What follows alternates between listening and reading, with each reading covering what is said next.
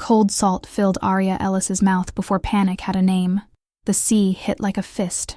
1 second there had been black sky and the shattered orange reflection of fire on the water. The next, there was only pressure, cold, and the violent certainty that something had gone terribly wrong. She kicked on instinct, but the movement came slow, delayed, as if her body belonged to someone farther away. Her shoulder burned. Her lungs tightened. Somewhere above her, the world had become noise and flame. Somewhere above her, Sebastian Bianco might already be dead. That was the thought that reached her first. Not Detroit. Not her clinic plans. Not her mother. Sebastian. The name moved through her mind like heat through metal, and with it came the last 2 weeks in hard flashes. Green eyes catching the sun, a hand at her waist before she hit stone, a voice that never needed to rise to be obeyed, a man who kept stepping over every line she drew until she could no longer tell whether she wanted escape or more time before the next boundary broke. The dark thickened around her. Her chest locked harder. Her body wanted air. Her mind wanted an answer. Is he alive? If this story has you in the first minute, subscribe now for the next one before it disappears. Her vision tunneled. The black water pressed close. She thought absurdly of the first day she saw the house above the sea and how certain she had been that the summer would be simple. It should have been. Aria was 25, precise by habit and temperament, a psychologist from Detroit who trusted structure more than impulse and plans more than feelings. She had crossed an ocean with a purpose clean enough to write on a notepad. Go to Scario. Assess the property. Sell the stone house her mother had left her. Return to Michigan. Use the money to open her own practice and stop pretending she could stay indefinitely under the wing of older people with bigger reputations and smaller imaginations. She had not come to Italy to lose control. And she definitely had not come to Italy to fall for a man the entire town seemed to understand in silence before she understood anything at all. When Aria first stepped off the train in Scario, exhaustion made the coastline look like a hallucination. The village clung to the hillside as if it had been arranged by hand. Sun-washed walls, narrow lanes, bougainvillea, old stone stairways dropping toward a ribbon of blue so bright it looked theatrical. She stood on the platform with her carry-on, her laptop bag cutting into her shoulder, and felt nothing like homecoming. Her mother had been born here. Her mother had inherited the house. Her mother had died without ever bringing her back. That omission had always sat in Aria's chest like a locked drawer. The real estate agent, Rico Alfonsi, met her outside in a linen shirt darkened at the collar with sweat, and drove her up a road so narrow it seemed designed to punish hesitation. He talked the entire way, the way nervous men do when silence might reveal what they're not saying. The house has possibilities, he said, both hands tight on the wheel. The location alone is exceptional. That means the structure is bad, Aria said. Rico glanced over and laughed too quickly. Not bad. Historic. The house stood above a private cove, its faded shutters hanging crooked, its roofline uneven in a way that made her trust it less with every step closer. The sea below was extraordinary. The house itself looked tired of holding its own shape. Wild grass had swallowed the stone path. Tiles were missing. Salt had stained the walls pale in streaks. The place was beautiful only if she squinted and supplied half the beauty herself. Rico waited while she took it in. If you sell right now, he said, someone will steal it from you for $600,000, maybe a little more. And if I don't, he spread his hands, you repair, you restore. Then it becomes a different conversation. Aria looked toward the guest house set off to one side. Smaller, simpler, less damaged. With what money? Rico smiled the smile of a man about to present a solution that mainly benefited him. You rent the main house for the season. You stay in the guest house. Income covers repairs. Then you sell high. It sounded irresponsible, temporary, annoying. It also sounded possible. That night she called Jennifer from a motel room that smelled faintly of bleach and old air conditioning. Her best friend's face filled the laptop screen, brows already drawn together in the expression Aria knew meant I'm trying not to say you're doing something reckless. You want to rent out a crumbling villa in southern Italy to strangers while you live on the property alone? When you say it like that, it sounds stupid. Jennifer leaned closer. Because it is stupid.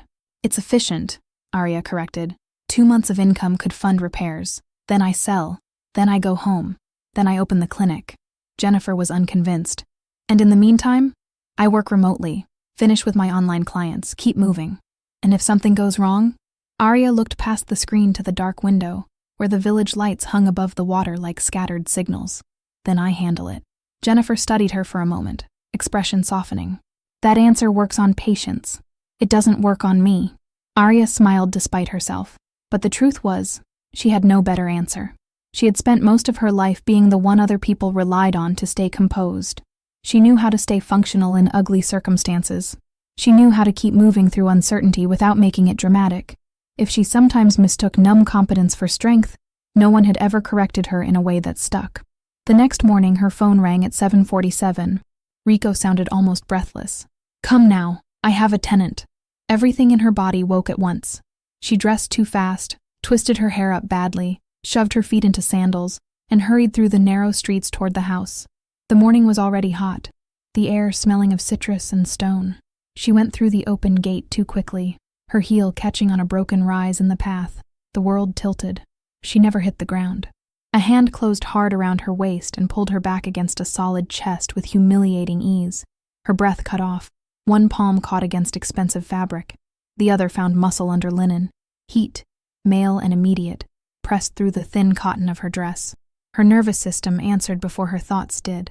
When she looked up, she saw green eyes. Not soft green, not pretty green. Sea glass green under shadow, the sort of eyes that seemed to register weakness without respecting it. He was taller than anyone had a right to be in a small garden. Dark hair, neatly trimmed beard, a face sharpened by control more than beauty, though beauty was there too, maddeningly. He said something in Italian, low and smooth. Aria swallowed. "I don't speak Italian." His expression shifted, amused without being kind. "American?" he said in perfect English. She stepped back too fast, smoothing the front of her dress to reclaim a dignity that had already been seen through. "Yes." His gaze moved once over the house, then back to her. "You own this place?" "Yes." Rico appeared beside them seconds later, smiling with the frazzled desperation of a man trying to close a deal before anyone developed principles. "Signorina Ellis," he said, "you've met my client." The stranger said nothing. He simply kept looking at her like the introduction had added information, not changed anything. Rico lowered his voice slightly as if confidentiality mattered now. "Signor Sebastian Bianco. He wants the house for 2 months." Aria turned back to the man. And, Sebastian said, "You won't be staying in it." She stared at him. "Excuse me? If I rent the house, I want the property secure. No extra people moving in and out. This is my property. For the next 2 months, it will be my arrangement." Something moved behind him. 2 men came out of the house, broad-shouldered, suited, alert in the unmistakable way of men who had never needed to advertise what they could do. Their presence changed the temperature of the garden. Aria felt it physically. Instinct reached a conclusion before evidence did. Danger. She folded her arms. "I don't rent to single men." One corner of Sebastian's mouth moved. "You assume I'm alone?" She glanced at the 2 men. "That is not what I meant." He gave the smallest shrug. "Their family." The answer should have been ridiculous. It didn't feel ridiculous. It felt like a test she had already failed without knowing the rules. Rico leaned in near her shoulder. "He is offering 80,000 euros. Aria turned. "For 2 months? Rico nodded frantically. The number hit her hard enough to make caution feel expensive. 80,000 would not just cover repairs. It would change the entire value of the house. It would accelerate everything. She looked back at Sebastian. He stood with complete stillness, wearing arrogance as if it were a neutral state rather than a flaw. Gold ring, open collar, those unreadable eyes, the most irritatingly handsome man she had ever seen. "No," she said. Rico stared at her. Sebastian looked almost interested. "No, I'm not accepting." Rico pulled her aside, speaking too fast. "No family pays that for a house in this condition. If not rent, maybe he buys. He can go higher. Please think." Aria glanced toward the cliffside, where Sebastian had turned slightly to look at the sea. One of the men beside him said something she couldn't hear. Sebastian answered without taking his gaze off the water. He looked less like a tourist than a man examining lines of entry and exit. She walked back toward them with her decision set. "I'm sorry," she said. "I can't accept your offer." 200,000, Sebastian said. The number stopped her. He continued in the same measured tone. 2 months. I renovate the interior. You keep the improvements. She actually lost a beat. Why? Why would anyone pay that for this house? He seemed to read the question before she voiced it. "I want this place," he said. "And I generally get what I want."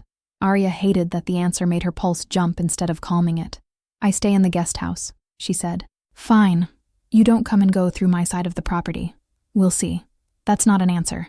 It's the answer you have." He turned to Rico. "Draw the contract." By that afternoon, they were signing documents side by side at the agency office. Aria kept her attention on the paperwork because looking at Sebastian while making a legally binding decision felt too much like volunteering for something she hadn't named. But she still noticed details she didn't want to notice. Date of birth, 37. Place of birth, Sicily. Signature, controlled, elegant, without hesitation. When she risked one glance upward, he was already watching her. That faint, impossible smile returned. She looked back down immediately and told herself irritation was the correct response. It should have been. Instead, something in her chest stayed alert for the rest of the day. She went to the town hall before sunset to ask whether anyone with the surname Venti, her mother's family name, still lived nearby. The clerk's expression changed the second she said it. Not shock, not even surprise exactly. Recognition edged with caution. He disappeared into a back office, spoke quietly to an older man, returned with a single address written on a slip of paper. "There's one branch left," he said. "One branch left." The phrase sat with her on the walk back. When she reached the property again, the place had transformed in her absence. Men were already working. Tools, ladders, paint, lumber, movement everywhere.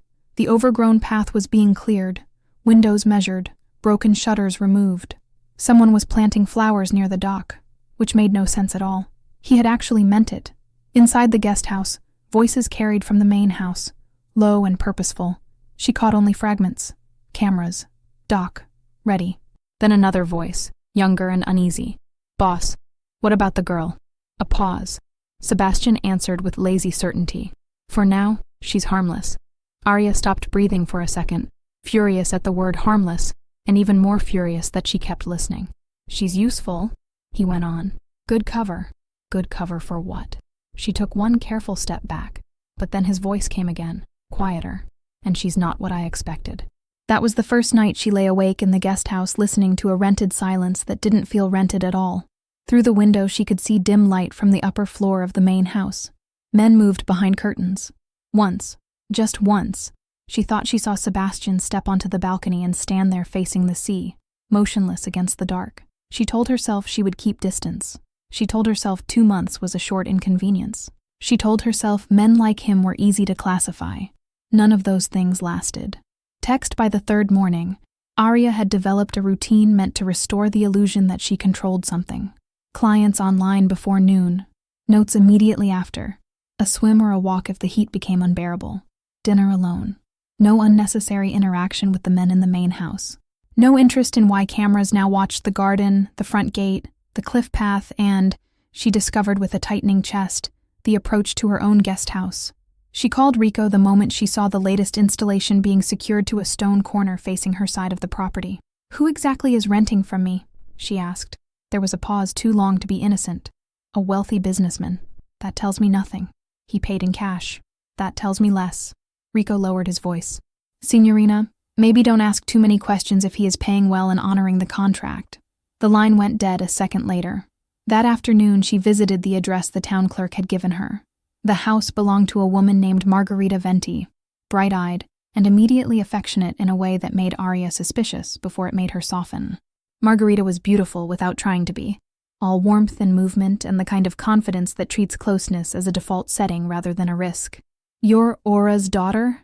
Margarita said, pulling her into a hug before Aria had agreed to one. "Then your family. Family." The word hit harder than it should have.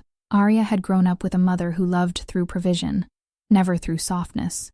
Aria Ellis, Aria Venti, apparently, had been elegant, disciplined, and withholding in ways that left no obvious bruise yet shaped every room she entered. She paid for everything. She protected everything. She explained almost nothing. Aria had learned early that questions about Italy ended conversations. Now here was a cousin she hadn't known existed, pouring limoncello and insisting they go into town that weekend because you can't come all the way here and act like a ghost. Walking back from Margarita's house, Aria felt something dangerously close to hope. Maybe the summer would not be pleasant exactly, but maybe it would become usable. A strange chapter, An inconvenient detour, a story she would one day summarize neatly. Then she reached the gate and saw Sebastian on the upper balcony. He was shirtless, hitting a heavy bag suspended from the ceiling with the kind of focus that made the act look personal rather than athletic. Sweat caught along his shoulders. Every strike landed with efficient violence. When he looked down and found her watching, he didn't stop. He just raised one hand in a lazy acknowledgement. Heat climbed her neck so fast it felt like anger. She looked away immediately, furious at herself for being caught in the one posture she would later describe to Jennifer, if she ever described it at all, as accidentally staring like an idiot. The next incident was worse. She had logged off from a telehealth session and stepped outside to find two men working on the dock, fitting a metal bracket into the stone. "What is that?" she asked. One of them kept drilling. The other glanced up. "Boss wants it." "I can see that." "For what?" He returned to the hardware. "Boat. I said I don't want a boat docked in front of the guest house." This time he did look at her, expression blank with the polite contempt of a man answering out of duty rather than respect. "If the boss says it goes there, it goes there." Aria stood there another second, genuinely torn between rage and self-preservation. She chose rage in silence, which was less satisfying than either of the available extremes. Later, when the main house seemed quiet for the first time all week, she made a worse decision. She went inside. It still smelled faintly of plaster dust and salt and expensive cologne. Furniture had been kept minimal. Security apparently had not. She crossed the front room, climbed the stairs, and stopped halfway up when she saw the painting. A family portrait, old enough that the varnish had darkened, large enough to dominate the landing. Stern faces, dark clothes, and in the center a teenage girl with Aria's mother's eyes before age had disciplined them into something cooler. Aria stood there looking at the version of Aura she had never known existed. Young, severe, almost defiant, when footsteps sounded above. She turned. Sebastian stood at the top of the stairs with a towel in one hand and water still running down from his hair across his chest. He did not startle. He did not cover himself in haste. He simply looked at her as if finding her inside his rented space was either inevitable or amusing. Aria's face went hot so quickly it almost made her dizzy. "I thought no one was here," she said. "You thought wrong twice in 1 week." She turned to go. He was faster. His hand closed around her wrist. Not rough, not gentle, just final. "As long as I'm paying for this house," he said quietly. "You don't walk through it without asking. This is still my property." His grip stayed exactly the same. "And at the moment, my problem. Let me go." He held her gaze another beat, then released her so abruptly she nearly stepped back on reflex. "If you're already trespassing," he said, "you can at least make coffee." She stared at him. "You are out of your mind." Probably. She fled before the conversation could get worse, which was wise for all of 30 seconds. When she opened the door to the guest house, he was already there. White linen shirt now, hair damp, expression unreadable. He stepped inside without invitation and looked around with calm curiosity, as if he had every right to inspect the place that technically belonged to her. "Small," he said, "but it suits you. I didn't ask for an opinion. You're getting one anyway." He crossed to her counter, found the machine, and actually frowned. "This is what you drink?" "It's coffee. It's a punishment." Before she could answer, he had his phone out, issuing instructions in Italian. Minutes later, one of his men delivered a mocha pot and proper espresso. Sebastian carried her small table and chairs outside to the dock himself and set them down in the sun with the quiet authority of a man who rearranged other people's spaces as naturally as his own. He poured the coffee. She should have gone back inside. Instead, she sat. "Why this house?" she asked at last. "Vacation." She looked at him over the cup. "You're bad at lying." His smile sharpened. "And you're very sure you know me. I know you paid too much, installed cameras everywhere, and turned my dock into something that looks military. Wealth encourages caution. That isn't an answer either." He leaned back, sunlight catching in those impossible eyes. "Why are you here, Bella?" The name landed oddly. Too intimate, too easy. "This was my mother's house," she said. "I'm fixing it, then selling it." "And your family?" "My mother is dead." Something changed in his face, barely. Not softness. Recognition, maybe. He took another sip. "The painting upstairs. That's the Venti family." Her fingers tightened around the cup. "How do you know that?" "I looked into who owned the house." Ice went through her. He had researched her. Her family. Her dead mother. He said it casually, as if it would be stranger not to. Before she could decide whether to push harder or get up and leave, he stood. "Don't walk into my house again," he said. The correction came out before she could stop it. "It's my house." He paused, turned, and the faintest warmth entered his expression. "Then don't walk into the part I'm paying for." He left her with the espresso, the sea, and the uncomfortable awareness that she had used his first name in her head already, several times, without permission. That afternoon at town hall, the clerk's caution was sharper. "I'm looking for information on the Venti family," Aria said.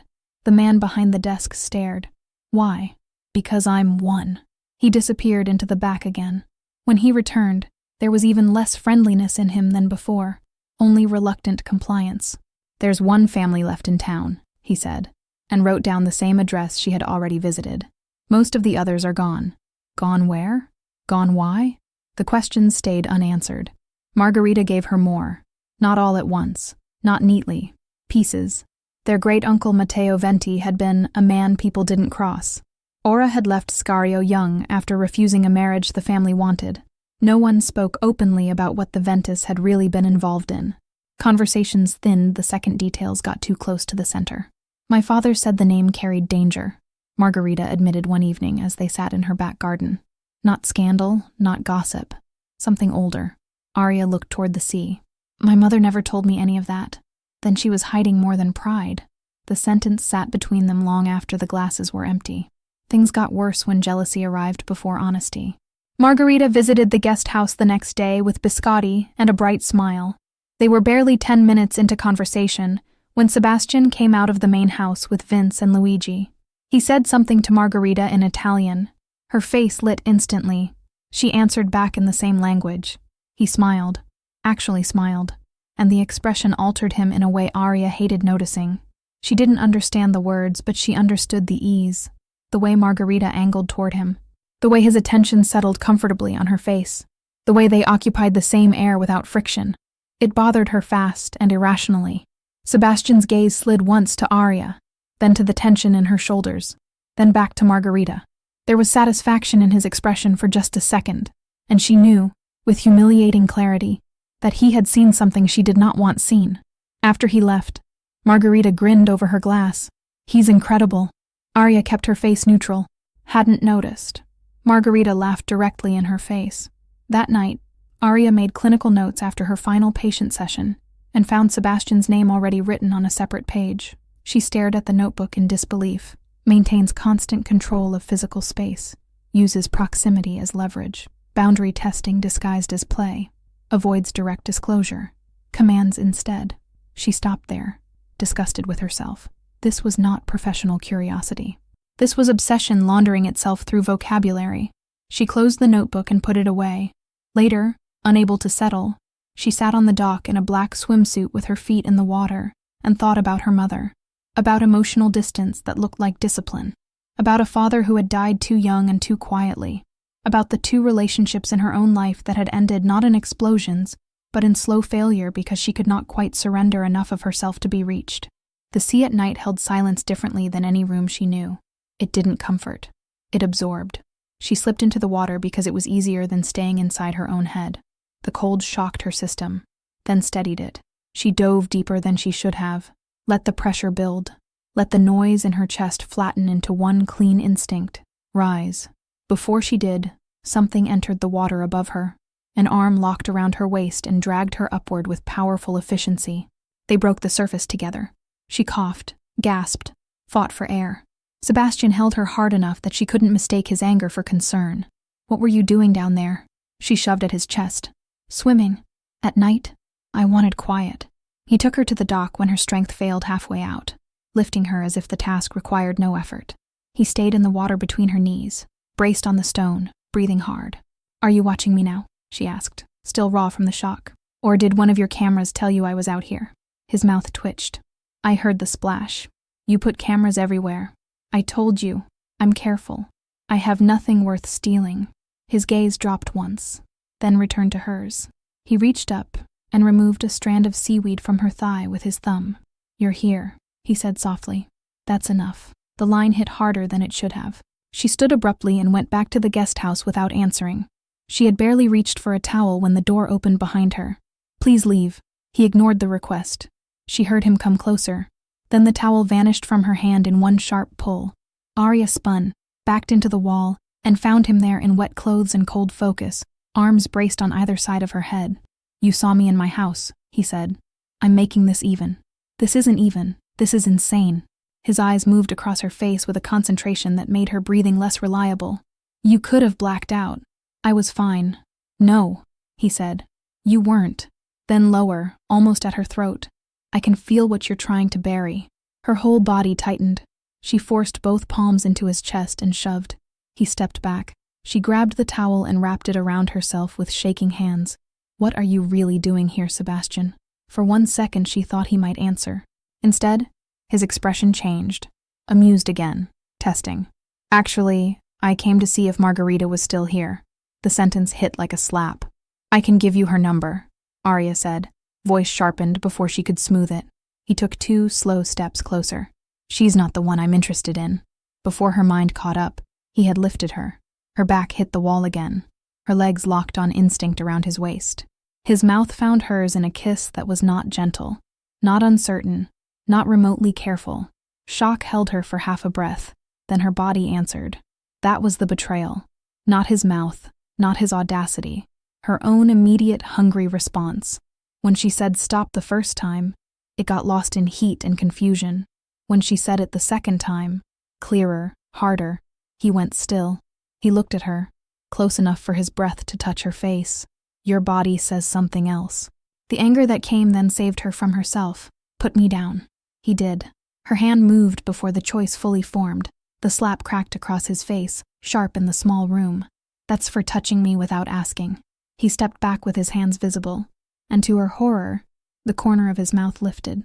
"Psychologist," he murmured. "You should try your own advice. Stay away from me." "You sure about that?" She pointed at the door. "Get out." This time he obeyed. At the threshold he paused, looked back once, and said, "Lock the door." Then he left. Aria stood there shaking, furious with him, more furious with herself, and most furious with the fact that part of her already knew nothing between them had ended. It had only changed shape. The next evening, Margarita dragged her to the town festival. Music filled the square before they reached it. Mandolin, violin, hand drums, applause. Lights hung between buildings. The air smelled of sugar, espresso, salt, and fried dough. Children ran through clusters of old women who seemed to miss them without looking. A circle opened. Dancers stepped in. "You don't watch here," Margarita declared, taking her wrist. "You join." Aria resisted for less time than she would later admit. The rhythm caught faster than embarrassment did. She laughed once, unexpectedly, when she missed a step, and Margarita spun her anyway. Her braid loosened. Her face warmed. For the first time in days, her body belonged entirely to movement rather than thought. That was when she saw him. Sebastian stood at the edge of the square in a dark linen shirt with the top buttons open. Stillness turning around him as people subtly made space without being told. Men nodded to him. Women glanced twice. Something in the air altered as he crossed into it. Not because anyone announced him, but because everyone already knew what to do. He watched only her. Aria's foot faltered mid-step. He moved deeper into the square, and the crowd opened around him like water around a blade. Margarita saw him, grinned, and, before Aria could decide how much she hated what happened next, held out her hand. He took it. They danced. Of course he danced well. Not showy. Not theatrical. Exact. Controlled. Margarita laughed as he spun her, dipped her, brought her back up. The crowd whistled. Aria kept telling herself not to look. She kept looking. Jealousy was an ugly sensation on anyone. On her, it felt particularly offensive, like a lapse in training. Then Margarita released him. The circle shifted, and suddenly Aria stood opposite Sebastian, with music rising between them like a dare. He extended his hand. "Trust the rhythm," he said. She should have refused. Instead, she put her hand in his. The dance was fast and close, built from turns sharp enough to require attention, and small enough not to leave room for thought. Sebastian led without hauling, guided without softening. When she nearly lost her footing once, his hand caught her pulse at the inside of her wrist and let go before the moment could become a thing she had to name.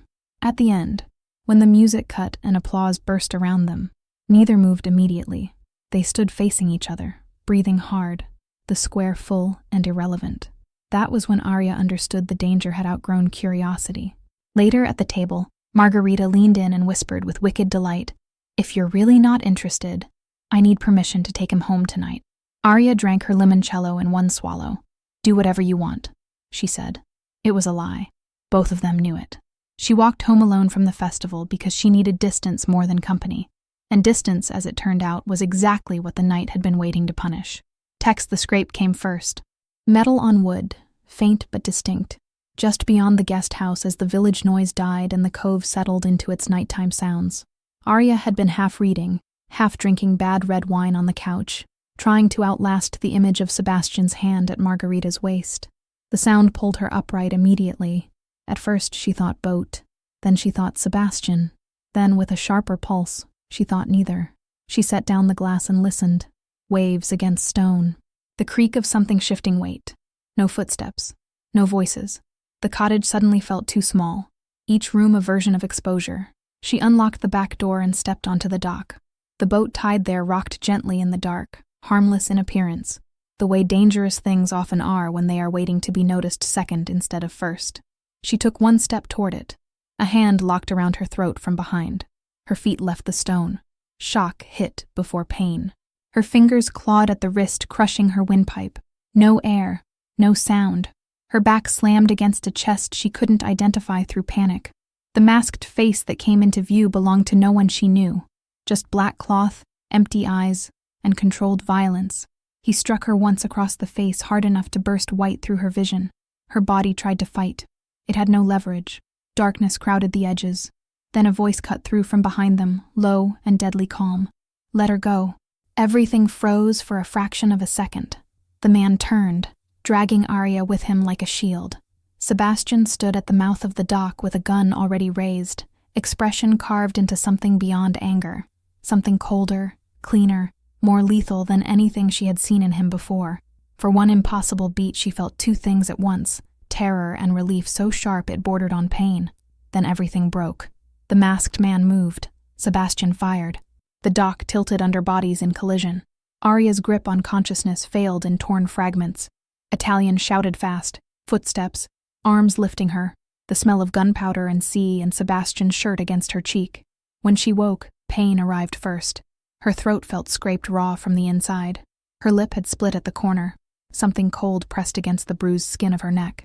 "Don't touch it." Sebastian's voice came from very close.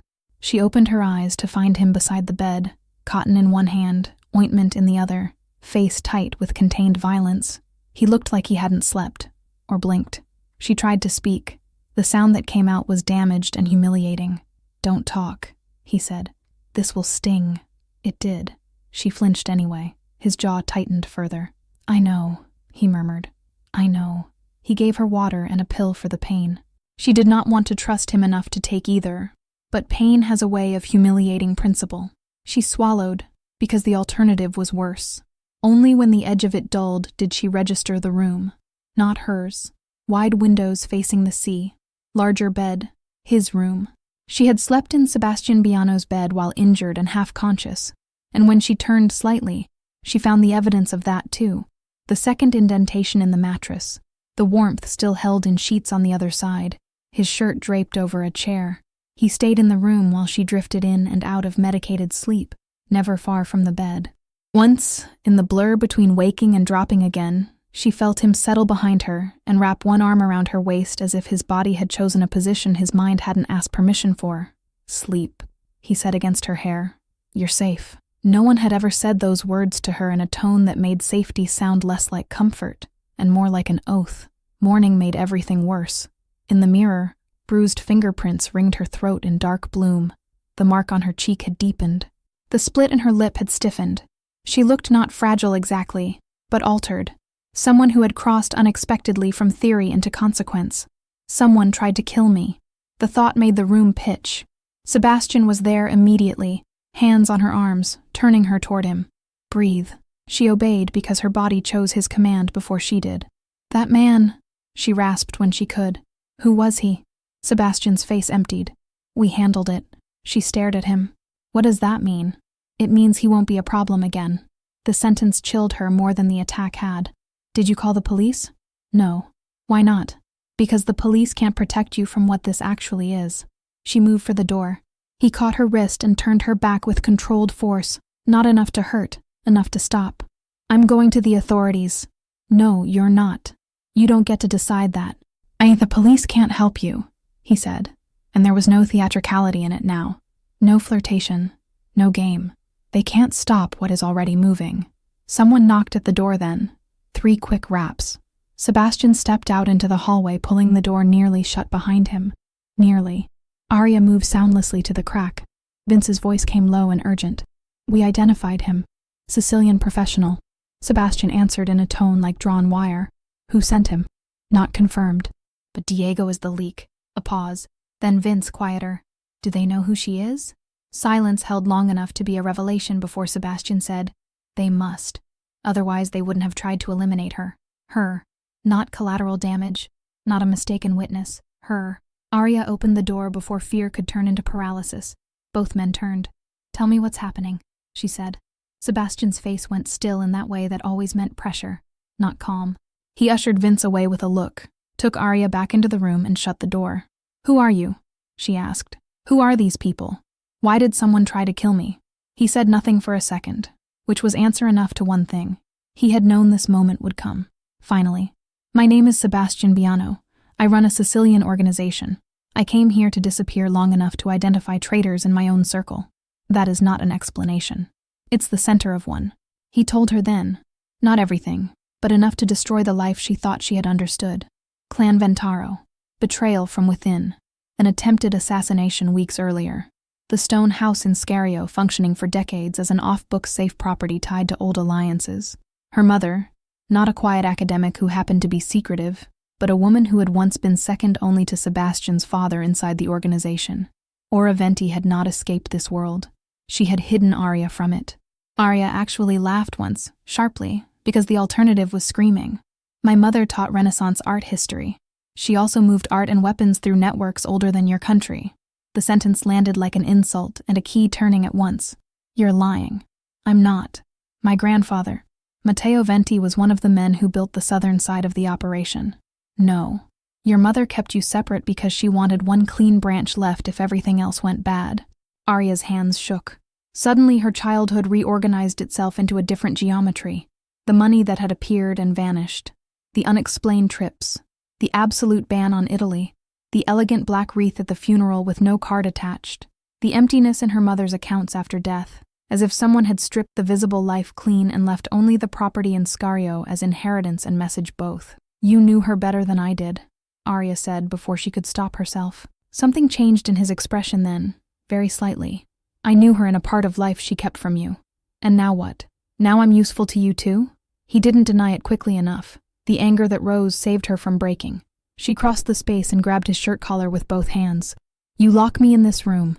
Tell me my mother was Mafia. Tell me someone wants me dead because of a name I didn't even grow up with. And you expect me to what? Obey? He moved fast. She found herself turned and backed into the bed before she could regain leverage. He caught both her wrists. Not violently, but firmly enough that she understood how pointless resistance would be if he decided it was. Listen, he said. Let go of me. In 1 hour, a city official will be here. The room went cold. She stopped fighting for exactly 1 second. Why? His eyes held hers with that relentless directness she had already learned could feel like being pinned even without touch. Because we're getting married. She stared at him. Then she actually tried to laugh. You've lost your mind. No, I'm not marrying you. You are. Based on what? Based on survival. It was such an appalling answer that it almost worked. He told her the rest in hard, clipped pieces while her pulse climbed higher with every sentence. Years earlier, when the Bianco side of the clan had been ambushed, his father had died protecting Aria Venti. Afterward, Sebastian and Aura had run things together from opposite sides of the network. Their alliance mattered. Bloodlines mattered. Appearances mattered. If word went out that Aria Venti's daughter had joined with Luciano Bianco's son, scattered loyalties would realign. Fence-sitters would choose. Enemies would move in the open. The marriage would not solve the danger. It would force it to reveal itself. So I'm bait, your protection and leverage. For you, for us. There is no us. His mouth shifted at that, not into amusement, into something harsher. That stopped being true the night someone put their hand around your throat because of my war and your blood. She tried to pull free. Did my mother ask you for this? Did she leave instructions from the grave? No. Then absolutely not. He leaned closer, voice dropping. I'm not asking because of a dead promise. I'm telling you because this is the smartest move left. And if I refuse, you won't. The arrogance in it ignited her all over again. He finally released her wrists and stepped back. On the chair beside the bed lay a white linen dress. Put that on, he said. You have an hour.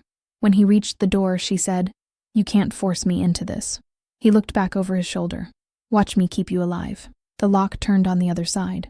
Aria stood there staring at the dress as if it might explain itself. It did not. What it did do was make the next hour feel unreal, in a way panic sometimes does, too sharp and detailed to be fully believed. The fabric was simple, elegant, exactly the sort of thing her mother would have worn. Her bruises looked grotesque against the white. Her own face in the mirror looked unfamiliar, eyes too wide, lip cut, fingerprints dark at the throat, hair only half tamed. A woman at the edge of something irreversible. When she came downstairs, the house had filled. Vince, Luigi. A nervous official with a leather folder and the posture of a man who knew he should be elsewhere but had already accepted he would not be. Another man about Sebastian's age, sharper and more contained, introduced as Alfonso Venti, her cousin, Margarita's brother, and Margarita herself, no longer bohemian and bright, but dressed practically, armed casually, as if guns had always belonged as naturally on her body as scarves. The betrayal of that cut deeper than it should have. You knew, Aria said to Margarita under her breath. Margarita gave her a look almost apologetic, almost amused. Eventually you were going to need the truth. That is not the same thing. No, Margarita said, but it is the same family. The ceremony took less than 5 minutes. The official cleared his throat and began the required questions. Sebastian answered yes before the man had finished asking. When the official turned to Aria, the room went so quiet she could hear the sea through the windows. Do this and everything changes. Refuse and everything changes anyway. Do I have any other choice? She heard herself ask. The official blinked rapidly. Legally? Yes. Aria looked at Sebastian. He did not threaten. He did not smile. He simply watched her with a focus so absolute it felt like standing at the center of a narrowed world. Yes, she said at last, the words scraping out past bruised muscle and disbelief. Papers, signatures, initials.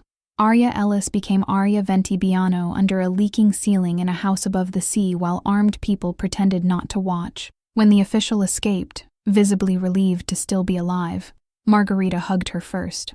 Welcome to the family. Aria pulled back just enough to see the pistol tucked at Margarita's waist. Do you have a gun? Just a small one. You say that like it's normal. It is normal. Nothing about the sentence felt survivable. She escaped upstairs as soon as she could, drawn back to the portrait on the landing. Her mother's younger face stared down from oil and varnish, severe and unsparing. My mother was Mafia, Aria said aloud. The words didn't become more believable because they were spoken. They only became harder to take back. The first attack came that same night. The first separation came later. The lies multiplied. The loyalties shifted. She and Sebastian crossed from battle lines into something more dangerous than strategy. Then farther still into attachment neither of them could control cleanly. He saved her once in the water and once from men on the shore. He married her because the war required it, and wanted her because wanting, in the end, proved stronger than his discipline. She fought him, resisted him, misread him, trusted him, doubted him, and still moved toward him every time the choice reappeared wearing a different face. Then the Lamberti forces came for the house. There was a yacht anchored offshore, too deliberate for pleasure, too patient for coincidence. The cove became theater. Drinks in daylight, swimsuits on the dock, hidden charges under boats, men moving through tunnels under the property. A command post beneath the floorboards of the life she thought she had inherited. By night, war arrived. Gunfire above, orders below. Margarita pulling her through tunnels. Sebastian promising he would meet her on the boat. Luigi, dear, steady Luigi, raising a gun at her chest by the guest house door and whispering apology before the blast. The house exploded behind them. Aria hit the sea again, and once again, Sebastian came for her in the dark. Only this time the death was staged. The shot had been mostly show, enough to bruise and graze, enough to sell. Luigi was not betraying them. He was being placed. Sebastian had let enemies watch Aria fall so they would believe the Venti heir was gone, believe Luigi had switched sides. believed the bloodline had narrowed. He told her on the Zodiac while fire consumed the house and the enemy yacht burned farther out. "I love you too much to drag you fully into this," he said over the engine. "So I'm sending you away alive, and everyone has to think you're dead." She hated him for the choice, loved him for the reason. Neither emotion improved the outcome. He gave her a new passport, Bella Adoretti. 50 million moved quietly into accounts under a life she had never asked for. A helicopter waited in another cove. He kissed her on the shore like goodbye was a wound, not a word. She left. He stayed. A year passed. Detroit reassembled itself around routine. She opened her clinic on the 10th floor of a downtown building. She worked. She functioned. She helped other people narrate pain into something survivable. She never heard from Sebastian, not once. No call, no message, no proof that Italy had been anything other than a fever dream attached to scars and muscle memory. Yet every night, before sleep, she returned to the same image, him on the shore, face lit by firelight, letting her go because he believed love and sacrifice were the same thing. One evening, near the end of her last session block, her receptionist buzzed her. "Your final patient is here. Nicholas Benedict, 37. Very well dressed. Reason for visit says grief and loss." Aria almost smiled. Pam always added editorial notes when men were attractive enough to merit them. She set out a fresh notepad, straightened once, and moved to the center of the room with the automatic professionalism that had become both armor and prison. The door opened. Italian shoes first. Quietly expensive, then pressed linen, then a tailored jacket, then green eyes. The world did not stop. That was the strangest part. It kept going, but without her permission. He closed the door behind him. The lock clicked. "Bella," Sebastian said. Her heart slammed so hard it felt violent. He looked older by a year and harsher by whatever that year had cost him. But the fundamentals remained unchanged. Those eyes, that control, the sense that rooms altered around him before he ever adjusted himself to them. She crossed the space and slapped him. The sound cracked between them. "Nicholas Benedict?" He caught her wrist on the return and pulled her against him with the other arm around her waist, not to restrain so much as to confirm reality through pressure. His mouth found hers before anger could become speech again. When he finally broke the kiss, both of them were breathing harder than the room justified. "I missed you," he said, voice rougher than she remembered. "I couldn't come to you until every threat was finished." She shoved him back enough to see his face clearly. "A year, Sebastian. I know. You couldn't send one message? If I had, I would have burned everything I was trying to protect." She wanted to stay angry. She did. But his hands were framing her face now, thumbs at her cheekbones like the distance of 12 months had not erased a single map. He smelled the same, sea and cedar, and something darker, something that had ruined all other men for her without their consent. "And now?" she asked. His answer came without hesitation. "Now I want my wife beside me. The Lamberts are finished. Diego is dead. The pieces that could reach you are gone." He held her gaze with infuriating certainty. "Now I run what's left from here. From Detroit? Like Aura Venti before us," he said. "Only better." Aria let out one disbelieving breath that might have become laughter in another life. "And if I say no?" His mouth moved at the corner, that old ruined smile. "You won't." The arrogance was still there. So was the ache. So was the history that made refusal feel less like strength than dishonesty. She caught his tie in her fist and pulled him down until their foreheads nearly touched. "No fake names," she said. "Done. We live where I choose. Done. You keep the worst of that life away from any family we build." For the first time, the playfulness left him completely. Of course. She looked at him for one long second, at the man who had wrecked her plans, rewritten her bloodline, sent her away, and then crossed an ocean to stand in her office under another name like grief and loss could be scheduled between 4 and 5. "If you ever disappear on me again," she said, "I will make your life impossible." That smile came back, softer now, broken at the edges by relief. "That sounds fair." Outside the windows, Detroit kept moving. Cars below, light changing on glass towers. Ordinary life, still pretending itself intact. Inside the office, the year between them collapsed. She had gone to Italy to sell a house and came back having inherited a war, a marriage, and the most inconvenient love of her life. And in the end, what undid her was not danger.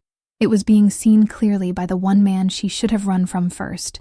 She kissed him again, this time without anger acting as translator, And somewhere beneath every ruined plan and rebuilt identity, something in her finally stopped resisting the shape of her own life.